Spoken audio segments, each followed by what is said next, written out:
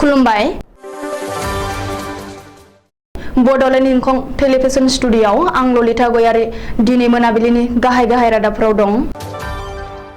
गाहाय मन्त्रि मदिनि 72थि जोनोम सानखौ लोब्बा लाना 1 लाख अमृत सरोवर आरो 1 लाख PMAY नि न' होगोन बुंदों रनज पेगु।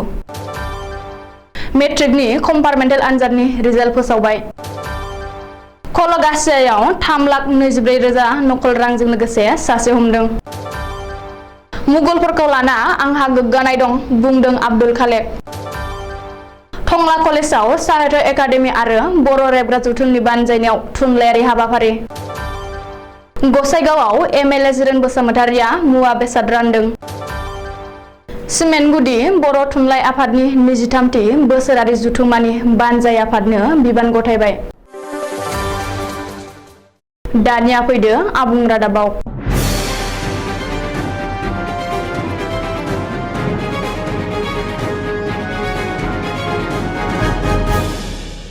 फैगौ 17 सेप्तेम्बर खालि गाहाय मन्त्रि नरेन्द्र मदिनि 72थि जोनोम सान।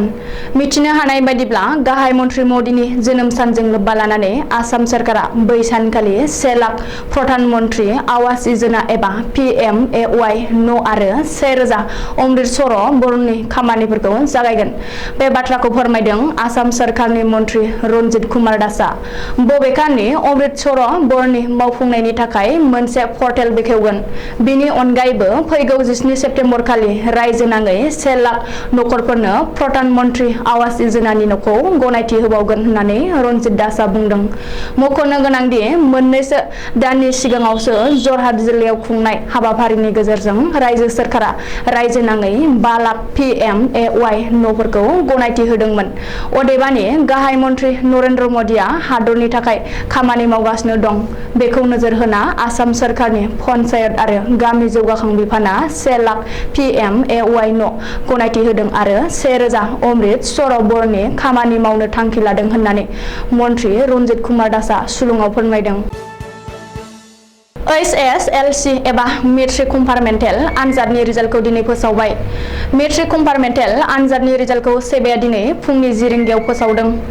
देग्लायनि कम्पार्टमेन्टेल आनजादाव गासै सा 12,866 फरायसाफ्रा उथ्रिसार जानो हादों।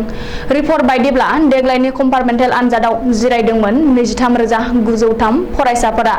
बिनिनो सेथि थाखोआव सा 99, नैथि थाखोआव सा 6,276 आरो थामथि थाखोआव सा 6,482 फरायसाफ्रा उथ्रिसार जानो हादों। बेखौ नोजोर होयोब्ला देग्लायनि कम्पार्टमेन्टेल आनजादाव गासै 53% फरायसाफ्रा उथ्रिसार जादों हादों।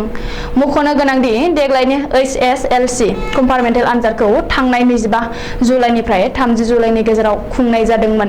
बेबो रायखांजाथावदि देग्लायनि मेट्रिक आनजादाव जायफोर फरायसाफ्रा सार्टिफिकेट मोननो हायाखैमोन बैसोर फरायसाफोरनि थाखाय कम्पार्टमेन्टेल आनजाद महरै सेबाया फिन खाबु होदोंमोन। कलगासिया पुलिसनि मोनसे जाफुंसार अपारेशन 3,24,000 नकल रांजों लोगोसे सासे सुबुंखौ हमनो हादों। कलगासिया पुलिस थानानि बेन्दोंआव थानाय खेली गामिनिफ्राय शहीदुल इस्लाम मुंनि सासे सुबुंनि फिसाज्ला 27 बोसोर बैसोनि राजु आहमेदखौ 3,24,000 नकल रांजों लोगोसे हमनो हादों होननानै खौरां मोन्दों।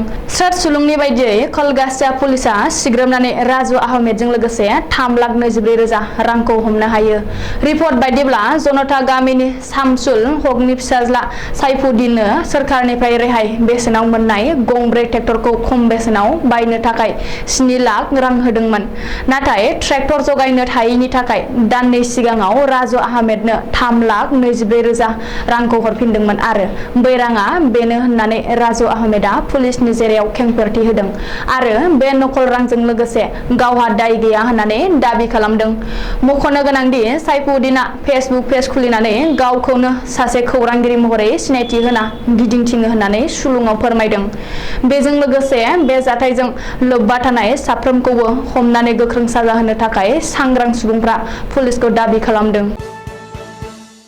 मुगलफोरखौ लाना आंहा गोग्गानाय दं बे अजद गोनां बानबुंथिखौ होदों बरपेटा लकसभानि एमपि आब्दुल खालेकआ मख'नो गोनांदि मुगलफोरानो भारतखौ हिन्दुस्तान मुं दोनदोंमोन मुगलफोरानो हिन्दुस्ताननि मोनसे महर होदोंमोन आंहाबो मुगलफोरखौ लानानै गोग्गानाय दं होननानै कंग्रेस दैदेनगिरि एमपि आब्दुल खालेकआ बुंदों बबेखानि मुगलफोरानो भारत हादरखौ खौसे खालामदोंमोन औरंजेबआ उमानन्द हा दान होदोंमोन दिनैनि दिल्लीखौबो मुगलफोरानो गायसनजेनदोंमोन होननानै गिबि मन्थ्रिया रायखांदों मुगलफोरखौ नागारनानै भारत उदांस्रिनि सोमावसारनायाबो आद्रा होननानैबो आब्दुल खालेकआ बुंदों ओरैहाय बिजेपिआ बरपेटा दखल खालामनो सानो एआइयुडिएफआबो दखल खालामनो सानो कंग्रेसआबो बियाबखौ बारायनो नाजागासिनो दं हादरनि सुबुंफ्रा सोलायनायखौ नागिरदों गोग्गो बिसायख'थि जायाब्ला दिल्लीनिफ्राय मोदिया बिदाय लागोन होननानैबो बरपेटानि एमपि आब्दुल खालेकआ बुंदों उदालगुरि जिल्लानि टंला कलेजाव दिनै समबारखालि फुंनि 11 रिंगायाव सार्थ एकाडेमि आरो बर' रेबग्रा जथुमनि जथायै बानजायनायाव आरो टंला कलेजनि बर' बिफानजों लोगोसे आइकिउएसिनि हेफाजाबजों मोनसे थुनलाइयारि हाबाफारि खुंफुंनाय जायो टंला कलेजनि अडिट'रियाम हलाव खुंफुंनाय बे थुनलाइयारि हाबाफारियाव गुबैयै बर' थुनलाइयाव आइजोआरि सानथौनि सायाव मोनसे सावरायमेल सावरायजादोंमोन बे सावरायमेलखौ मासि दैदेनदोंमोन बर' रेबग्रा जथुमनि आफादगिरि राजेन बसुमतारिया बेखेव बिबुंथिखौ टंला कलेजनि लेङाइ गोरायुं अनजलि चक्रवर्तीया फरायगिरि एबा फुंखा सुबुं महरै दंमोन फारियै डिब्रुगड़ मुलुगसोलोंसालिनि बिबुंगिरि डक्टर प्रतिमा ब्रह्म टंला कलेजनि बिबुंगिरि डक्टर रिता बर' सिमेन्सापुरि कलेजनि बिबुंगोरा थनेश्वर नार्जारि आरो टंला कलेजनि बिबुंगिरि डक्टर प्रमिला बर'मोनहा गावबा गावनि सेमिनार पेपारखौ फरायथिनानै होदोंमोन सा 200 खोनासंगिरिफोरा बे थुनलाइयारि हाबाफारियाव बाहागो लादोंमोन बेनि उनाव नैथि हाबाफारि बायदियै बेलासिनि 3 रिंगायाव टंला कलेजनि फोथाराव ग्रामालक मुंनि थुनलाइयारि हाबाफारि खुंनाय जायो बे ग्रामालक हाबाफारिखौ लिरगिरि प्रदीप कुमार दैमारिया मासि दैदेनदोंमोन फरायगिरि महरै नन्देस्वर दैमारि फुलेन बर' सुसान मुसाहारि पदलाल रामसियारि आरो बोहैसार ब्रह्म गावबा गावनि सोरजिनाय खन्थाइ रायथाइ सुंद' सल' आरो खिन्थिगासे थुनफावथायफोरखौ गासिबो फरायगिरिफ्रा फरायथियो आसाम सरकारनि डब्लिउपिटि आरो बिसि बिफाननिफ्राय एसटिफोरनि थाखाय सफैनाय गासै मोनगु रोखोमनि मुवा बेसादफोरखौ राननानै होदों 28 नं गसाइगाव बिधान सभा बियाबनि एमएलए जिरन बसुमतारिया गसाइगावनि जारागुरि गामियाव जिउ खांनाय गोनां जानाय एबा न'नि मुवा संग्रा खावग्रा बेसादजों लोगोसे आबादारिफोरनि थाखाय सफैनाय मुवा बेसादफोरखौ दिनै एमएलए जिरन बसुमतारिया रायजो राजाफोरनो राननानै होदों मिथिनो हानाय बायदिब्ला आसाम सरकारनि डब्लिउपिटि आरो बिसि बिफाननिफ्राय रायजो राजाफोरनि थाखाय सफैनाय मुवा बेसादफोर फारियै agriculture kit pressure cooker gas stove domestic hygiene kit गेलेनायनि थाखाय इउनिफर्म एबा जार्सि लोंग्रा दै फिल्टार मेसिन अन होख्रेमग्रा machine seat painter kit fashion designing machine tailor machine बायदि बायदि गासै मोनगु रोखोमनि गोनां मुवा बेसादफोरखौ जिरन बसुमतारिया दिनै गावनि बियाबनि रायजो राजाफोरनो राननानै होदों धेमाजि जिल्लानि सानजारि नोगोर सिमेन्सापुरिनि सिङाव थानाय 1 नं जयपुर गामिनि गुदि फरायसालिनि नब्लाङाव सिमेन्टगुदि बर' थुनलाइ आफादनि आफादगिरि मावफुंसा रामसियारनि मासि सामलायनायाव खुंनाय मेलनि गेजेरजों खुंफुंनो गोनां 71थि बर' थुनलाइ आफादनि जोनोम सानजों लोब्बा लाखिनानै सिमेन्टगुदि बर' थुनलाइ आफादनि 23थि बोसोरारि जथुमा आरो सिमेन्ट दखरा आबोबनि 14थि 2 बोसोरारि जथुमाखौ खुंनो थाखाय बिमल मुसाहारिखौ आफादगिरि बिरखो बसुमतारिखौ मावफुं आफादगिरि आरो मनज बसुमतारिखौ गाहाय नेहाथारि बिबान होनानै दाफुंनाय गोख्रों बानजाय आफादनो दिनै बिबानखौ होनाय जायो हाबाफारियाव बाहागो लादोंमोन बोखावै लखिमपुर जिल्ला बारग' बिएलटि अनसाय आफादनि आफादगिरि सानसुमा बसुमतारि एसबि बड' गोजौ फरायसालिनि बारग' लेङाइ गाहाय फोरोंगिरि ललित चन्द्र बर' जनाय आइटि डिपि बर्डनि मासिगिरि फैलाव मुसाहारि सिमेन्सापुरि इउएन एकाडेमिनि